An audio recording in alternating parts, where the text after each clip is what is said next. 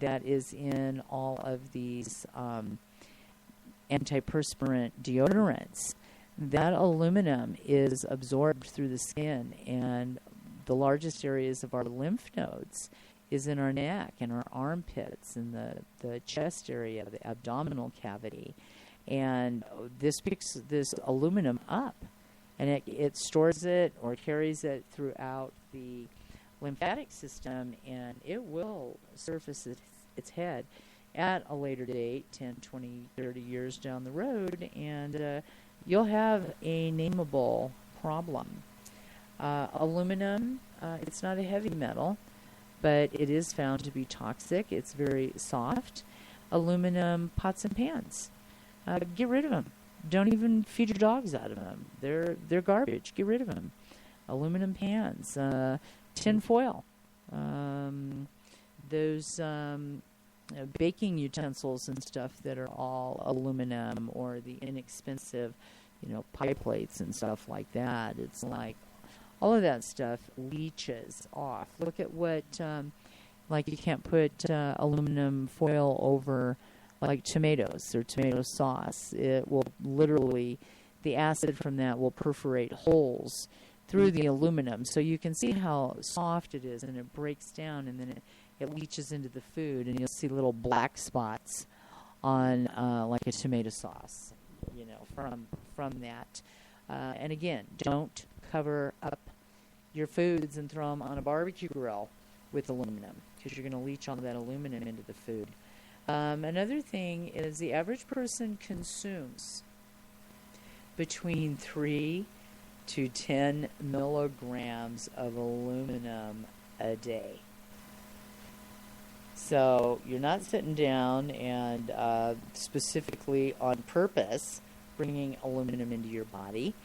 But the thing is if your average person is consuming it, consumption also is what you're breathing and taking in. And we've got aluminum in the air. We have it in the water. We have it that's been on crops. We're taking this in to the system. Research has revealed that aluminum is absorbed and accumulated in the body. Aluminum is a popular metal used to make cookware, cooking utensils, and foil. Excessive use of antacids is one of the most common ways of aluminum toxicity. And they have some listed here, which is Mylanta, Maalox, Glucil. There's plenty of them that have a high aluminum hydroxide content. Many over-the-counter drugs used for inflammation and pain contain aluminum, including arthritis pain formulas, aspirin, Bufferin, Vanquish. Several personal hygiene products are also loaded with aluminum. It's also found in baking powder, and it also exists in the drinking water. Now, with the baking powder, you can purchase baking powder from the health food store that is aluminum free, and that is strongly what I suggest that you do. There are many symptoms of aluminum toxicity, people who are diagnosed with Alzheimer's disease, as well as osteoporosis. Aluminum toxicity can lead to colic, gastrointestinal disturbances, poor calcium metabolism, severe anxiety and nervousness, headaches, decreased liver and kidney functions, mental things with forgetfulness, speech disturbances, memory loss, softening of the bones, weak and aching muscles, muscle deterioration. Research suggests that chronic calcium deficiency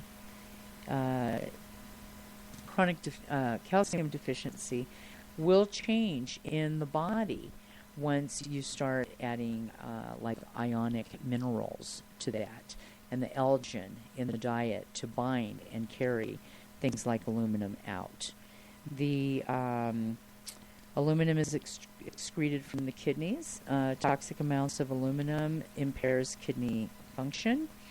high amounts of an unidentified protein that is not found in normal brain tissue has been discovered in brain tissue of Alzheimer's victims, and that it is from it's from aluminum. People who eat a lot of fast food. This is here you go with your cheeseburgers. In order, the commercial food industry, they use a processed cheese so that it will melt very quickly. And what they have added to that processed cheese is it has a high aluminum content so that the cheese will melt very quickly over the burger. So forget the old cheeseburgers. And this mineral is added to give processed cheese its melting quality for the use on hamburgers. So there you go. So you're wondering how you're, getting in 3 to 10 milligrams of aluminum a day into your food. Make sure that your diet is high in fiber and contains ample pectin, the malic acid, that helps with carrying and absorbing inorganic toxic minerals that make it into the body by carrying it out as quickly as possible. Use glass, stainless steel cookware. I'm not real big on the cast iron either. Cast iron skillets leach iron into the food as well, and can give you a higher than normal iron levels. Cast iron is, once in a while to be used is good, but you're best off to be using stainless steel cookware and glass cookware. And anything that's got aluminum in it, get rid of it, avoid it, don't use it. And that's really the best thing that you can do. I want to go through some of these different things, these medications as well, that the allopathic field, the medical doctors, osteopaths, pharmaceutical industry are giving for children with ADD, ADHD, and as a nutritionist, the type of diet that I watch and witness that seems to be normal and commonplace in our country. These have all been recipes for disaster with health. And we see it in the behavior of the children. And we see it with the children struggling so hard to be able to stay calm, to be able to think. They just, trying to keep their attention is very, very difficult. And you simply cannot have a child or an adult with a healthy functioning brain when you're allowing all of these chemicals and food colorings and aluminum and things like this that are into the air. There's into their system, and exposure of that as to where they are. And unfortunately, the inner city has a lot more of these chemicals than living out in the country. And a lot of truth to living in the country and the fresh air and the clean water from wells, if there's not been crop dusting around, and the gardens and raising your food naturally and organically, as well as if you do, eat animal protein and raising your own animals and raising them as naturally. You raise them naturally. You don't inoculate them. You don't feed them. Crop dusted grains. Dr. Lyndon Smith was an amazing pediatrician, and Dr. Lyndon Smith wrote a lot of books, and he was a real pioneer in in this method of thinking of removing these chemicals from the diet. Dr. Lyndon Smith as well as Dr. Maelstrom. Dr. Mendelsohn. Stan Maelstrom wrote Own Your Own Body, which is a wonderful book, and you can pick that up on, I'm sure, on Amazon as well.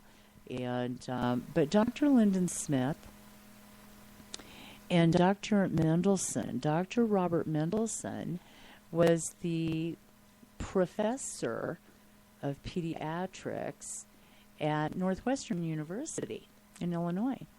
And he stayed into teaching all of those years because he knew, he was very well steeped in alternative healing. And kind of like Dr. Andrew Weil in Arizona, who for so many years, was a professor at the university, and very important for him to be there to teach the young students, medical students, about natural healing, and that alternative healing can be complementary when there is a need for allopathic medicine. And Dr. Robert Mendelsohn was just very, very funny man, loved children, great humanitarian, him and Dr. Lyndon Smith. And so any of their books, Dr. Mendelsohn has a wonderful book out there that is still appropriate today, and it's called How to Raise a Healthy Child in Spite of Your Doctor. And a lot of wonderful information in that book. And he himself was a professor and a medical doctor. I think one of the funny things I always remember in his book was he had a bunch of medical students, and they took a mannequin, and they filled that mannequin's head up with lime jello. And he disputed the validity and efficacy of the EEG. And that what he did with his students with the test was you could hook the electrodes to the EEG up to a mannequin's head that was filled with lime jello, and on the test results it indicated that there was life going on in the brain of that mannequin. So he was not real big on EEG. Certainly in the mid-'70s is when the CT scans came about, and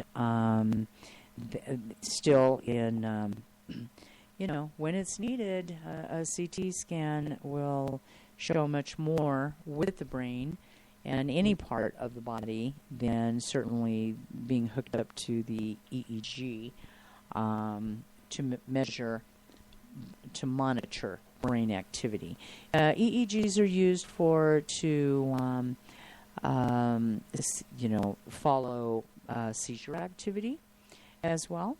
Dr. Lyndon Smith said that it was too bad that psychiatrists have failed to recognize that if a stimulant acts as a calming agent, then they must shore up the flagging enzyme that is underproducing. So, we've talked about digestion before. Papaya is something that's wonderful that children will like, and you can give that to them, fresh. It stimulates digestive enzymes to be released. And this all fits in with the damage that we've done to the topsoil. It's washing and blowing away, and with it, all the magnesium and the iodine. The iodine is needed for the thyroid to bind and metabolize toxins. Magnesium, it's a relaxing element, and the fidgetiness, the anxiety, it's all lack of magnesium. Psychiatrists have made ADD and ADHD a disease like pneumonia. it's actually a syndrome due to a defect in the screening